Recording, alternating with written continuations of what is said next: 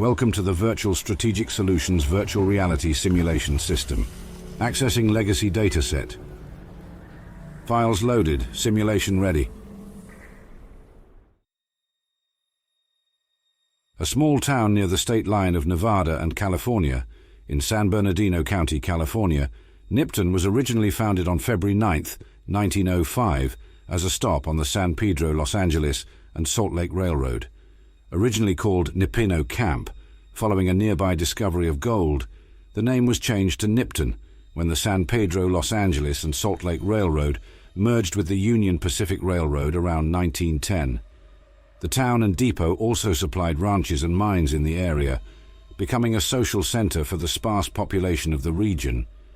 It eventually became a tourist destination, offering hikers and travelers a place to restock, park their RVs and set up their tents. Those willing to test their luck could partake in the California State Lottery and potentially win a jackpot worth millions of dollars. Nipton survived as a small town even after the Great War. In the 23rd century, it gained a seedy reputation under the leadership of Mayor Joseph B. Stein, where prostitution and thievery thrived under the dubious leadership of the one-time hub crook.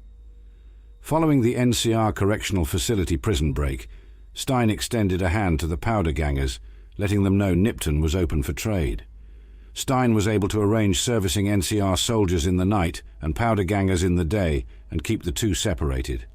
The town's undoing came when Stein arranged a deal with Caesar's Legion to turn over both the NCR soldiers and powder gangers to Vulpes Inculta in return for 8,000 caps. Instead, Vulpes used his small legion force to round up the residents along with the aforementioned groups, including the mayor. What followed was a massacre. Those who resisted were shot. Those that did not were subjected to a lottery. Using lottery tickets, the fate of those gathered was decided. The lucky losers were decapitated, followed by crucifixions, enslavement for third-place winners, crippling for the runner-up, boxcars, and freedom for Oliver Swanwick, the sole winner. The mayor was burned to death on a pile of tires after his ticket was called. The lack of intervention or response on the part of the new California Republic communicates to the local Brotherhood of Steel chapter that the NCR is unwilling or unable to do so.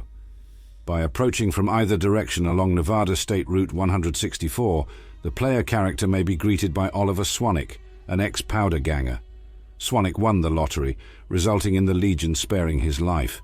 As the player character approaches the town hall, Vulpes Inculta, or alternatively Gabon if Vulpes is killed before the player character enters Nipton, either greets them or becomes hostile if they are wearing an outfit that aligns them with the NCR. Venturing through the settlement, the player character will see multiple crosses with the remains of the lottery's losers. The rest of the town is in ruins and actively burning. Vulpes Inculta meets the courier outside of the hall and tells them to spread the word of Caesar's Legion's atrocities. After speaking to him, the quest Cold Heart begins.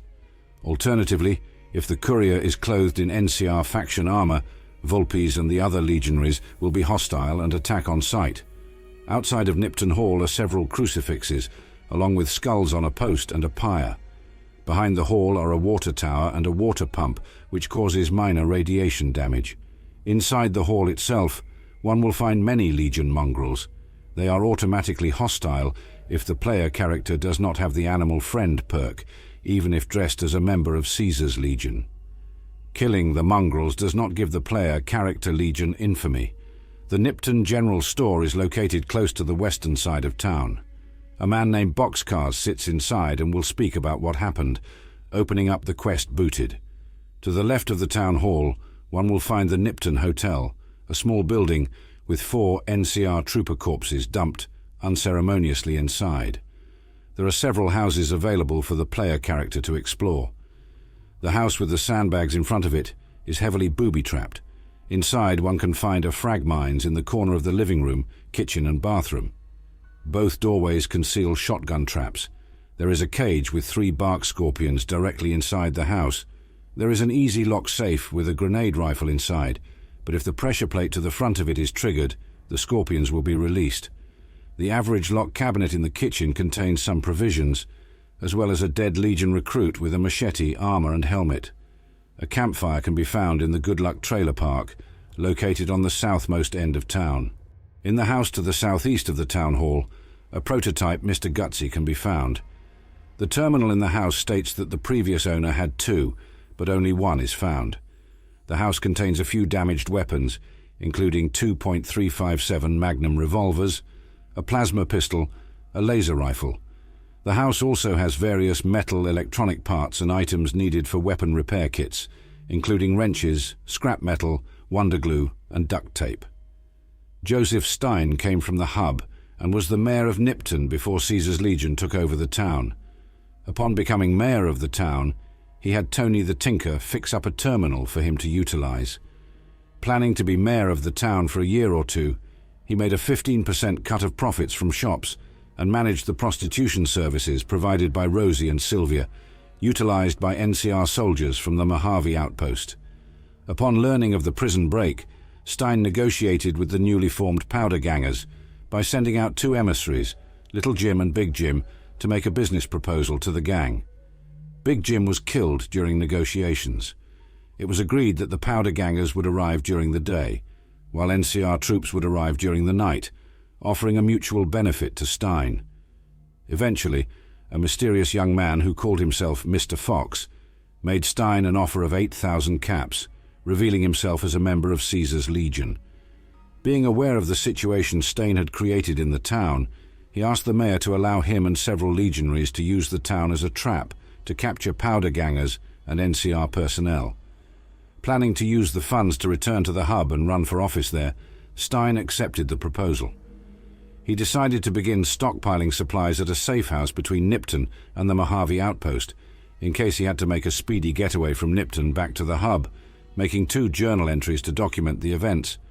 One can be found on his personal terminal in the office on the top level of the Nipton Town Hall, and the other at the Nipton Road rest stop. On the day of the lottery, Stein had negotiated with the powder gangers to stage a kidnapping of NCR troopers for a ransom and stealing their equipment. Instead, the legionaries captured the entire town and killed off most of the citizens, crucifying some. They held a lottery to determine each citizen's fate. When Stein's ticket came up, Vulpes Inculta ordered him to be burned alive. Ghost, an NCR ranger from the Mojave outpost, is concerned when she notices plumes of smoke rising from the reclusive town of Nipton. To add to her concern, there have been no travelers from Nipton as of late. Ghost contracts the courier to investigate the disturbance. Upon approaching the town, the player character is greeted by an ecstatic, if not manic, powder ganger by the name of Oliver Swanwick, who proclaims life is grand after winning the lottery. Moving past him into town reveals a row of crucified powder gangers along the first street on the left, north. To the left of that is the Nipton General Store, where Boxcars is located. At the end of this road is the town hall. Either location yields a non-player character who will provide the information required to complete this quest. Simulation completed. Please exit the pod, or have a technician select another file.